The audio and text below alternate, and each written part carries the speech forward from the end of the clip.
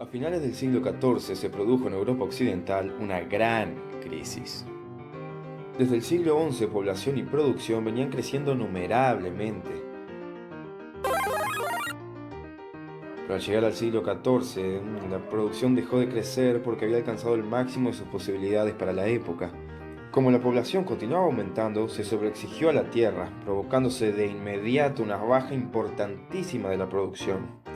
Lógicamente, esto acarrió escasez y hambruna, a lo cual se sumó una terrible secuela de pestes y epidemias, y como consecuencia de esta crisis, casi un tercio de la población europea murió. La nobleza fue uno de los grupos más afectados. Aparte del hecho de que muchos de sus miembros murieron, también se vieron afectados económicamente por la muerte o huida de sus siervos durante la crisis. Por otro lado, el campesinado era la clase más numerosa, y aunque fue también afectada por la crisis, al final pudo sacar algunas consecuencias favorables.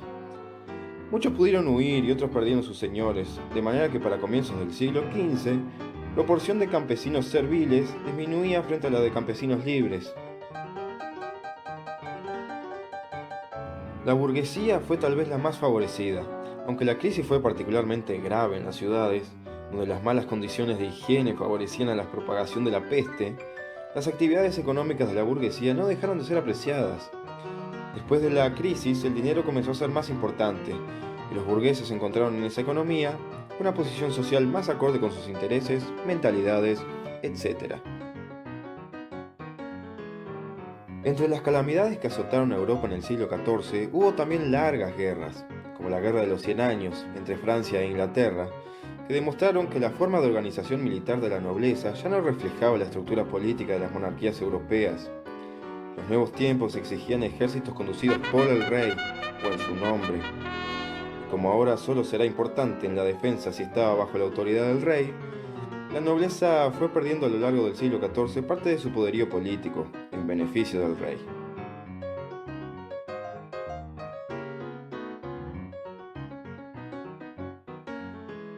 La situación de la península ibérica hacia finales del siglo XV y principios del siglo XVI se encontraba bajo un sistema feudal y en proceso de una consolidación política. En la actual España existían el Reino de Castilla y el Reino de Aragón. En Italia existían ciudades de estado capitalistas, banqueros, no consolidados, mientras que en Francia y Portugal ya eran estados consolidados.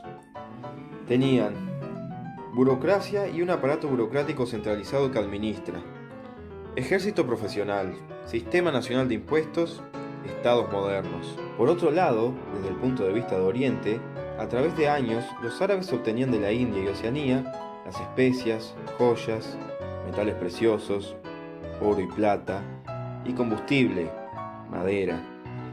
Estos productos eran vendidos a los europeos por precios altos y los comerciantes de Venecia y Génova hacían grandes negocios con la reventa.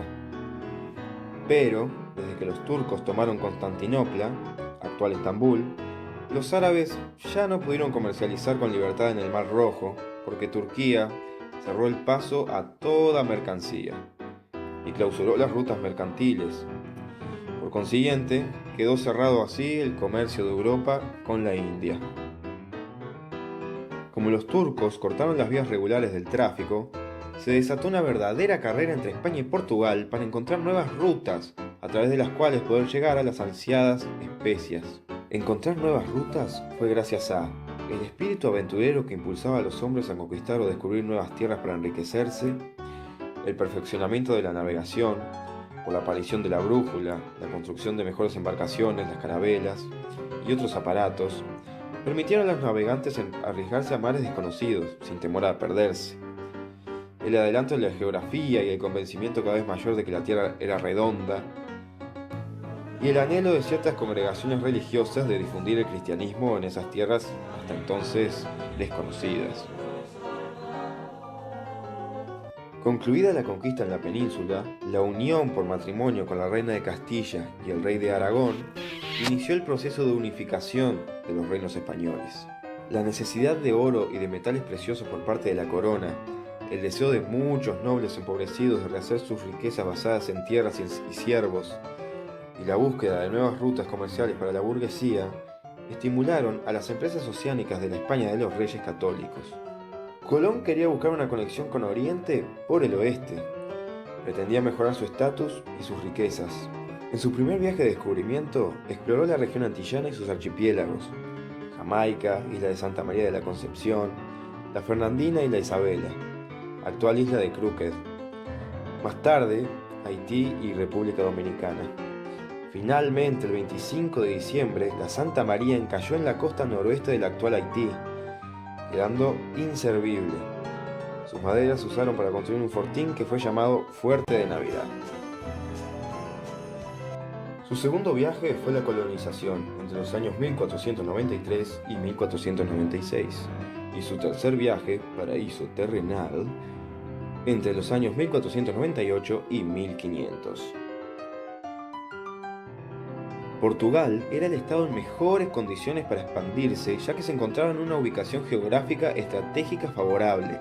Era el único país con un estado consolidado y que no estaba en guerra, a comparación con España, que sí, entre ambos reinos, y con los moros que los invadían.